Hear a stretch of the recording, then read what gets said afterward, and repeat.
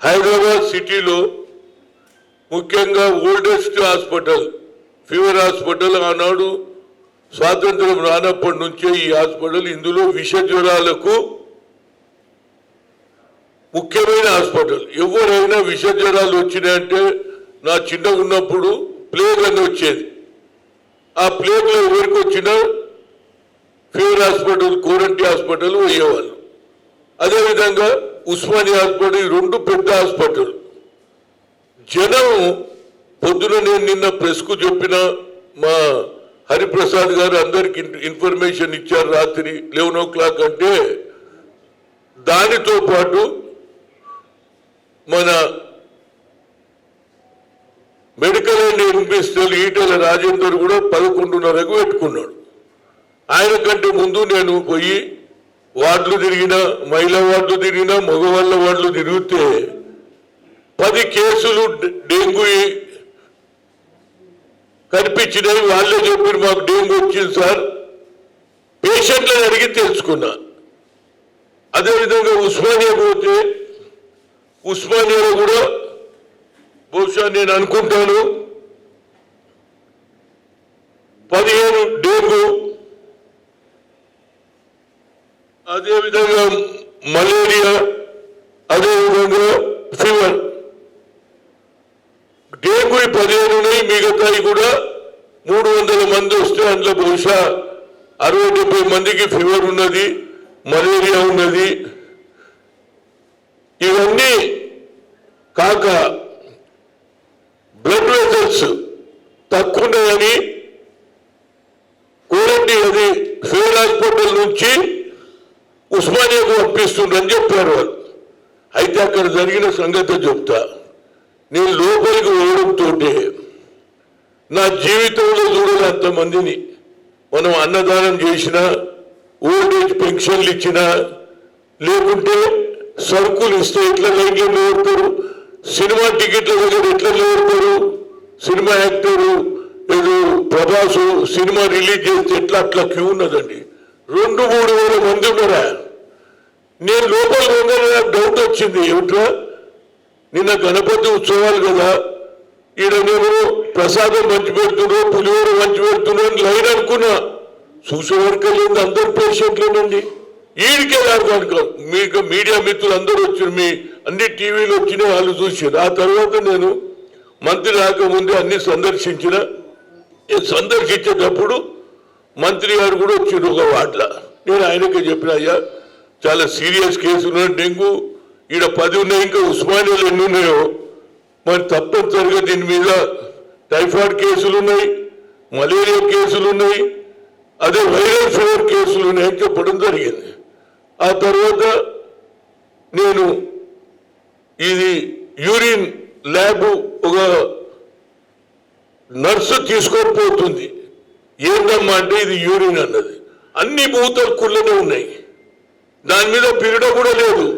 అవి నడుచుకుంటూ పోతుంటే ఈ మూత్రం అందులో ఆ మూత్రం ఇట్లా పడితే ఎట్లయితుందని నేను పోయి అడిగిన వాడిని. ల్యాబ్ని అడిగితే సార్ మేమేం చేయాలి, మాకు ఇవే ఇచ్చిండ్రు అంటుండు. అంటే ఆ పరిస్థితి ఆడదానికి ఉన్నది. ఇకపోతే 50 మంది ఉన్నటువంటి వార్డులో 2 నర్సులు, ఒక హెడ్ నర్సు సరిపోతుందా? నేను అడిగిన ఏమ్మా అంటే సార్ మినిమం 5 ఉంటే మాకు సరిపోతుందని చెప్పారు. మరి నర్సులు ఎంత ఉందంటే మా దగ్గర ఏది అపాయింట్మెంటే లేదు. ఇవాళ 54 మంది నర్సులు గాంధీ మెడికల్ కాలేజ్కి వెళ్ళి అప్పు తెచ్చుకున్నారు. ఇకపోతే అవుట్ సోర్స్ పేషెంట్లు, అవుట్ సోర్స్ సిబ్బంది 3 నెలల నుంచి వాళ్ళ జీతం ఇవ్వలేదని వాళ్ళు ఏడుస్తున్నారు. అసలు ఏది ప్రభుత్వం? నా ఉద్దేశంలో అదేవిధంగా నేను ఉస్మానియాకు పోయి డాక్టర్లను కలిస్తే సార్ వాళ్ళంతా చూపించారు. వాళ్ళ దగ్గర కూడా బహుశా 15 మంది ఏది డెంగ్యూ కేసులు ఉన్నాయి, మిగతా కేసులు ఉన్నాయి సార్. అదేవిధంగా ఈ వెడ్స్ కూడా కోరండి ఫీవర్ హాస్పిటల్ నుంచి ఉస్మానియాకి ఎందుకు పంపించాలి? ఆడనే ల్యాబ్ పెట్టవచ్చు కదా, అది కూడా పెట్టాలి. అదేవిధంగా నర్సుల సంఖ్య పెంచాలి. అదేవిధంగా అవుట్ సోర్స్ తీసేసి పర్మనెంట్ అవుట్ సోర్స్ లో గీతాలు ఎందుకు ఇయ్యరా? మొన్ననట 3-4 డాక్టర్లు వచ్చిందట, ఆ తర్వాత వాళ్ళు కూడా వెళ్ళిపోయినారు. నర్సులను పెంచాలి, డాక్టర్లను పెంచాలని వాళ్ళు చెప్పారు. ఆ తర్వాత నాకు తెలిసింది మంత్రి గారు అన్నారట ఏదో జనం కొద్దిగా భయాందోళన అయింది అని, ఏదో అక్కడక్కడ 2-3 కేసులు ఉంటుండొచ్చు అన్నాడు. మరి ఏమన్నాడు నాకు ప్రెస్ ఆయన అన్నాడు, అసలు డెంగ్యూ కేసులనే మంత్రి అంటున్నాడు అన్నాడు. లేవంటే నేనన్నా నడువురా బాబు అన్న, TV5 ఉండే తీసుకుపోయి ఒక్కొక్క పేషెంట్ను అడిగిపించిన. 4 చెప్పిండ్రు నాకు డెంగ్యూ ఉంది, నాకు డెంగ్యూ ఉంది, నాకు డెంగ్యూ ఉంది.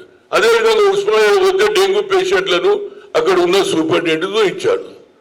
అదేవిధంగా వాళ్ళు ఏమంటుండ్రు, సిబ్బందిని పెంచండి, సరి అయిన సమయంలో ల్యాబ్ ఉండాలి. ఇంకోటి టెస్టింగ్ దగ్గర కూడా ఇవాళ టెస్ట్ చేస్తే రేపిస్తారట బ్లడ్, ఇప్పటికిప్పుడే ఇవ్వాలి కదా, అంటే మోర్ టెస్టింగ్ పాయింట్స్ పెట్టాలి.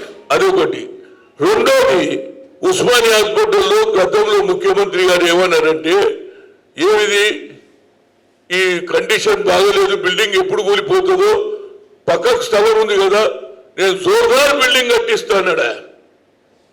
4 గంటలు అవైపోయినాయి, 5 గంటలకు వచ్చింది, కొత్త మళ్ళీ ప్రభుత్వం వచ్చింది, ఇంతవరకు బిల్డింగ్ లేదు. నీకే శ్రద్ధ అయితే నూతన అసెంబ్లీ, నూతన కౌన్సిల్, కొత్త సెక్రటరియట్ మీద ఉన్నటువంటి ప్రేమ, ఉస్మానియా కొత్త బిల్డింగ్ కట్టి ఉల్లనిస్తా ఏం పోతుంది? ప్రజల జీవితాలు అవసరం లేదా?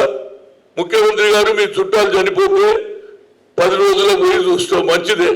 ఎందుకంటే మీ పాత పరిచయాలు, మీ చుట్టాల మీద ఉన్న ప్రేమ, ప్రజల మీద కూడా ప్రేమ ఉండాలి. ప్రజలు ఓట్లేదే నువ్వు ఉస్మానియాని కట్టిస్తావో ఎందుకు కట్టావు? నువ్వు అనుకున్నటువంటి కాళేశ్వరం నీ ఎలక్షన్ మేనిఫెస్టోలో లేకుండే కాళేశ్వరం కట్టించడం, సరే రైతులకు నీళ్ళు ఇస్తావు ఓకే, కానీ మొదలు వాగ్దానం చేసిన ఉస్మానియా హాస్పిటల్ ఏమవుతుంది? అందుగురించి నా ఉద్దేశంలో ఇప్పుడు హైనస్ గవర్నర్ గారు ఆడపడుచు, ఆమె డాక్టర్, వాళ్ళ ఫ్యామిలీలో డాక్టర్, నేను ఆమె రిక్వెస్ట్ చేస్తున్నాను, నేను లెటర్ కూడా రాస్తా. Madam, first you visit Osmania, first you visit fever hospital, first you visit Gandhi hospital. నువ్వు డాక్టర్, మీ ఫ్యామిలీ డాక్టర్, మీరు తప్పనిసరిగా మీరు విజిట్ చేస్తే పేషెంట్లకు ప్రజలకు లాభం అవుతుంది. మీరు తప్పనిసరిగా వారికి రాస్తున్నా. ఇంకో పాయింట్, మున్సిపల్ అథారిటీ ఏం చేస్తుందండి? గతంలో మున్సిపాలిటీ వాళ్ళు ఇలాంటి వెదర్ చేంజ్ అయినప్పుడు, వర్షాలు పడ్డకు ముందే మున్సిపల్ ఒక మోటార్ వచ్చేది, దోమలని వారికి బుయ్యి అని చప్పుడు వచ్చేది, పొగ ఇంత వచ్చేది. ఇప్పుడు బుయ్యి లేదు, బొయ్యి లేదు. ఎందుకు? Municipal authority also responsible. ఎవరైనా బిల్డింగ్ కడుతుంటే డివిజన్ అయితే ఛాలెంజ్ చేస్తారు, ఎవరైనా పేదోడు ఇటుక వేస్తే వాడిని బెదిరిస్తారు. మరి ప్రజల జీవితాలు అవసరం లేదా? ఇప్పుడు ఆయన కొత్త కమిషనర్ వచ్చిందంట, రేపటి నుంచి ఇమీడియట్ గా అన్ని ప్రాంతాలలో, అన్ని గల్లీలలో, అన్ని స్లమ్లలో ఈ బండ్లు తిరగాలి.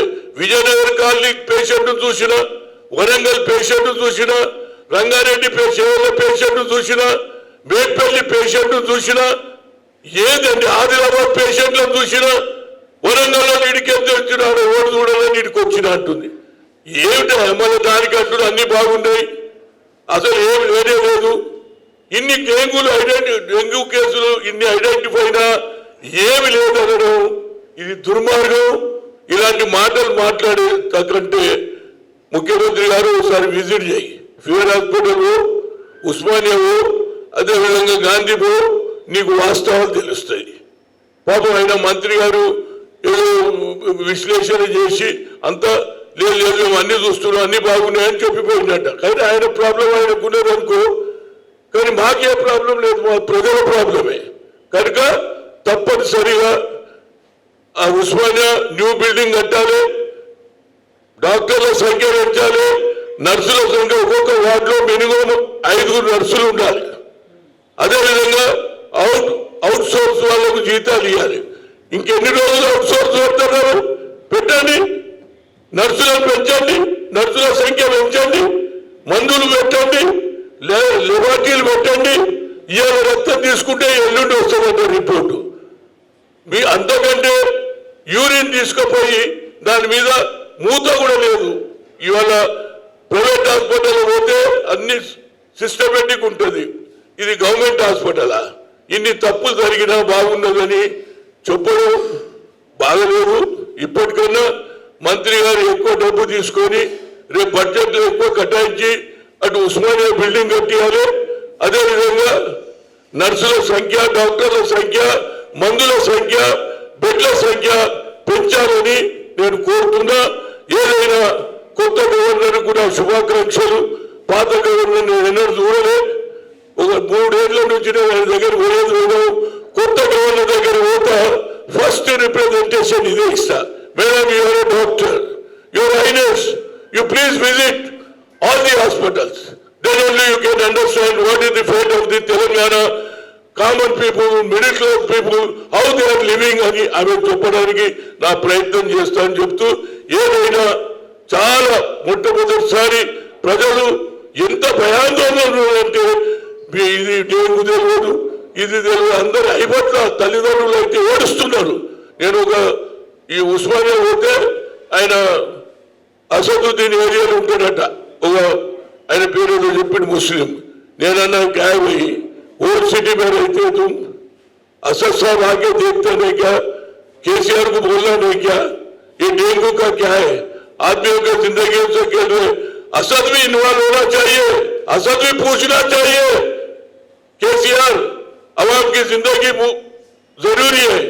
आप कोई भी प्रोजेक्ट बनाओ, किसानों के साथ जैसा होता आदमी के साथ भी सहूलत देना, उन्हें भी इंटरफेरेंस होना. सबसे ज्यादा ओल्ड सिटी वालों को देखा मैं, और असद साहब भी एक मरतबा विजिट हुए तो उनको भी मालूम था, ताकि केसीआर को बोल सकता.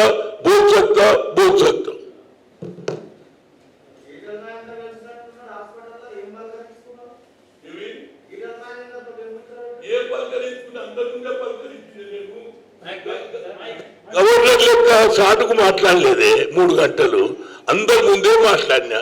ఏమన్నా అయ్యా, చాలా పేషెంట్లు ఇట్లున్నారు, డెంగ్యూ పేషెంట్లు, నేను అందరిని చూసినా, ఇంతమంది వెళ్ళిండ్రు 10 మంది, దీనికి ట్రీట్మెంట్ కావాలి, నర్సులను పెంచాలి, డాక్టర్లను పెంచాలి, మందులు పెంచాలి అని చెప్పిన, అంతే.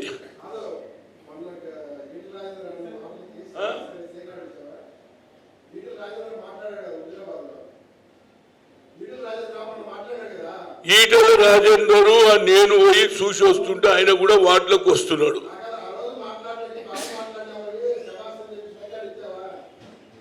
సెకండ్ దానికి ఇవ్వలేదే, మీరు అట్లీస్ట్ వచ్చిండ్రు. నేను కూడా పేషెంట్లను చూసినా, పరిస్థితి బాగలేదు, డెంగ్యూ కేసులు 10 చూసినా, అదేవిధంగా టైఫాయిడ్ కేసులు చూసినా, వైరల్ ఫీవర్ చేసినా అని చెప్పిన. జర చూడండి ట్రీట్మెంట్. ఇష్యూ రాలేదు, అందరూ ఉన్నారండి, అది సీక్రెట్ ఏం కాదు. కేసీఆర్ పాత గవర్నర్ లెక్క 3 గంటలు సాటుకు మాట్లాడలే, అందరి ముందే మాట్లాడినా. ఆ ఫోటోలు కూడా మీకు వస్తాయి రేపు. నాకు తెలుసు పేషెంట్ల కంటే ఆ ఫోటోలు మీరు చేస్తారని కూడా తెలుసు. నమస్తే.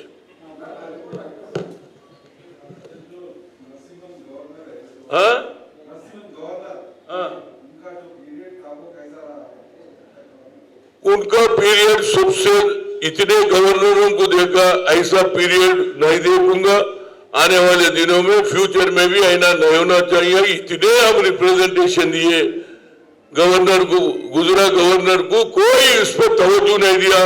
इंटरमीडिएट के बच्चे मरे तो तवज्जो नहीं देता, और हमीरपुर में 3 औरत बच्चों को रेप करके मर्डर कर दो उसके ऊपर नहीं बोलता. हरिजनों को 3rd डिग्री दिए तो नहीं बोलता, और किसानों को हथकड़ी डाले तो नहीं बोलता. अब इससे ज्यादा क्या बोलूं. आज तक कोई चीज में सरकार के तरफ कोई मुख्यमंत्री को हम दिए तो जितने भी लेटर हम जाते ही डस्टबिन में डाला, अब उसके बाद चले जा रहा. ये है उनका तरीका. उस वजह से उसके बाद मैं 3 साल से कभी नहीं जा रहा हूं. अभी ये नई गवर्नर आई, हमारी खवातीन महिला आई, मैं उनको जाके गुजारिश करूंगा, madam you be a doctor, your highness, you please visit Usmania and Gandhi and Fever Hospital. Then only you can understand what is the problem of the common people, how government is functioning. That is my personal request.